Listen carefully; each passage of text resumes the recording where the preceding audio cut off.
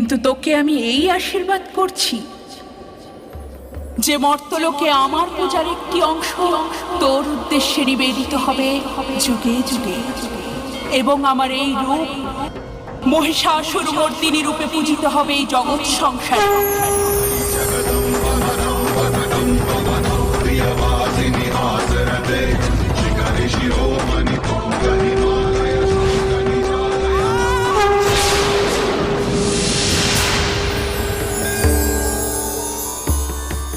এই হলো মহিষাসুরমর্দিনীর গল্প।